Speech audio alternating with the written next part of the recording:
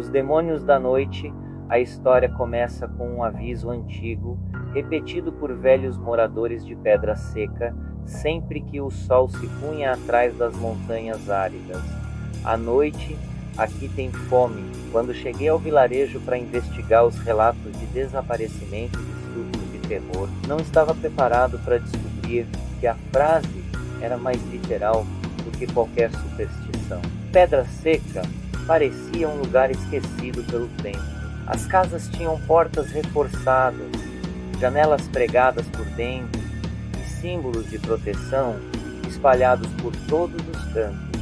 As pessoas falavam pouco e, quando falavam, evitavam me olhar nos olhos.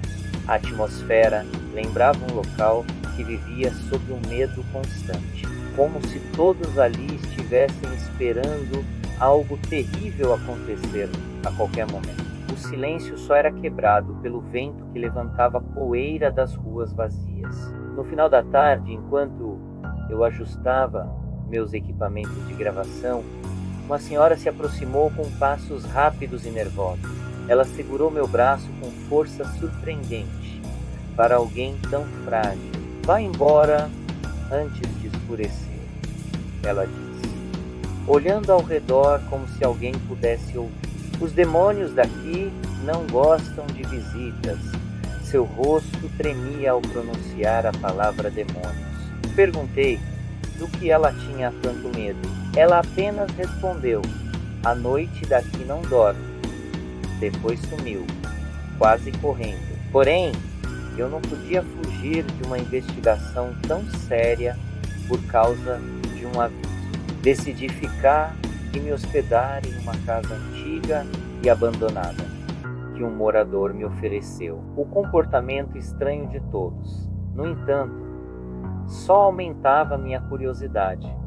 Quando a noite caiu, percebi que algo estava errado. A energia elétrica começou a falhar e uma sensação de pressão no ambiente fazia o ar parecer pesado, quase espesso demais para respirar. Pouco antes da meia-noite, ouvi o que parecia ser uma respiração profunda, distante, mas que gradualmente foi se aproximando, como se atravessasse o vilarejo inteiro até alcançar as paredes do quarto onde eu estava.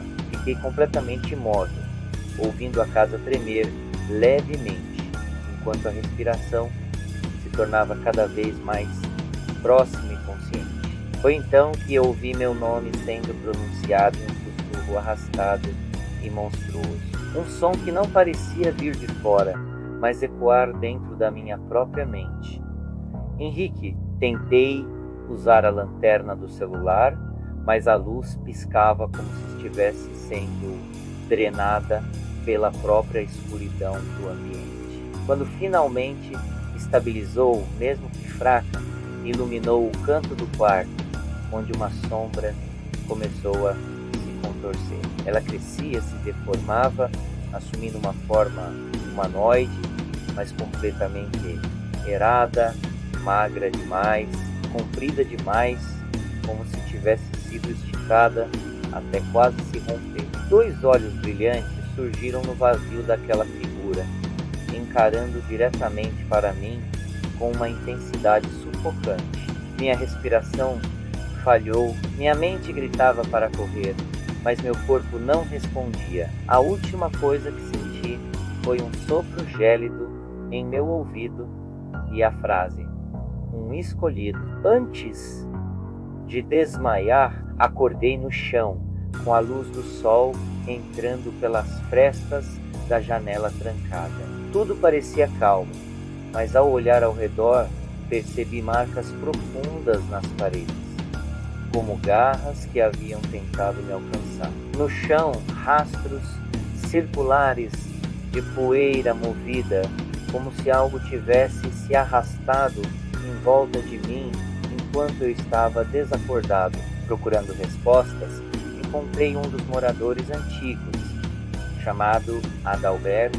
Ele me recebeu com um olhar de preocupação genuína, como se já soubesse o que eu tinha testemunhado. Quando mencionei a sombra, seu rosto se fechou. Você viu um deles? Ele disse: os filhos do escuro. Adalberto me contou que, há mais de um século, 4 homens tentaram controlar um poder ancestral conhecido como a essência da noite. Eram estudiosos de rituais proibidos, obcecados com a ideia de dominar a própria escuridão. Mas o ritual deu errado. A noite os consumiu, transformando seus corpos em entidades famintas. Puro instinto, predatório e ódio contra tudo que possui calor vital. Desde então, eles vagam pela região, escolhendo vítimas para absorver sua energia e manter sua existência corrompida. Perguntei por que eles tinham vindo até mim, e Adalberto respondeu: quando a noite chama seu nome, ela já te marcou. À medida que o dia avançava, percebi que os moradores evitavam sair, como se preparassem para um grande desastre.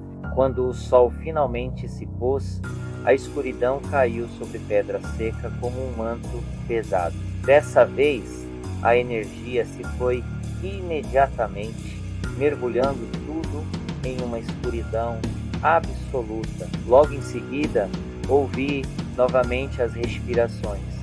Não uma, mas 4, cada uma com um timbre diferente, como se cada criatura tivesse sua própria forma de respirar. Elas cercaram a casa, os passos arrastados e irregulares ecoavam pela madeira velha, e as batidas nas paredes começaram de forma sincronizada, como se marcassem um ritmo infernal. A escuridão parecia ganhar vida ao meu redor. Minha câmera, que estava desligada, ligou sozinha. A tela mostrava 4 silhuetas negras ao meu redor, cada uma deformada de um modo único. Uma delas tinha o corpo tão curvado que os braços quase tocavam o chão. Outra parecia ter o pescoço quebrado, com a cabeça completamente virada para trás.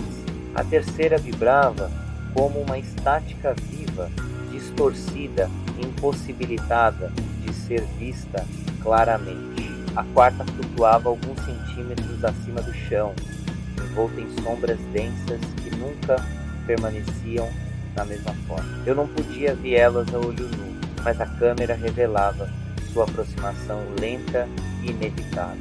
Quando uma delas encostou em mim, não precisei ver para sentir. O toque era tão frio que queimava. Senti como se algo puxasse parte da minha energia, como se drenasse minha própria existência. Eu tentei correr, mas minhas pernas quase não respondiam. A dor se espalhava pelo meu corpo como se fosse uma corrente elétrica invertida, consumindo minhas forças. Então a voz voltou, agora não apenas como um sussurro, mas como um coro profundo, gutural e distorcido.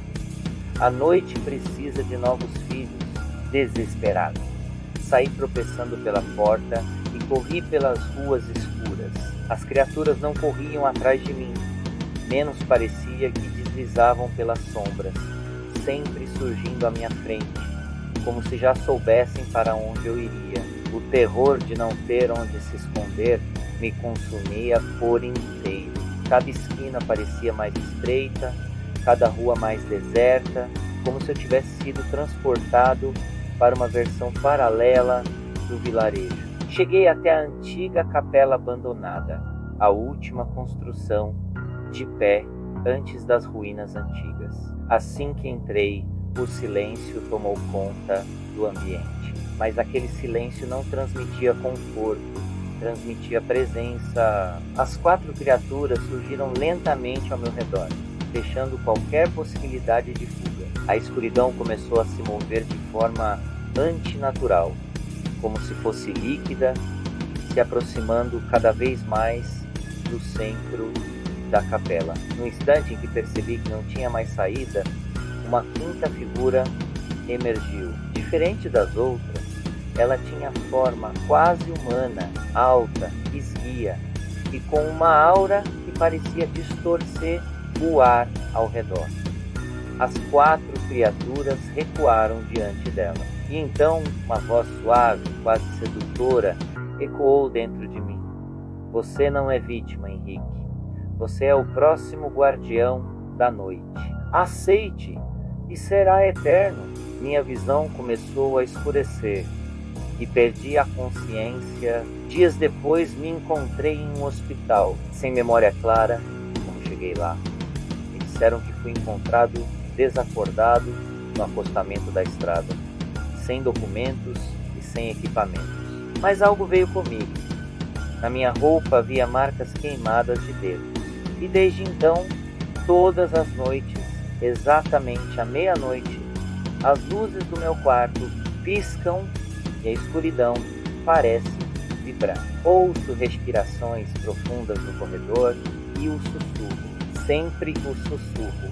A noite ainda te quer. Nunca mais voltei à Pedra Seca, mas às vezes me pergunto, se eu conseguir escapar, quem ficou no meu lugar? Ou pior, será que algum deles veio comigo, escondido na minha própria sombra? Inscreva-se no canal Arquivos Malditos e descubra mais histórias perturbadoras como essa.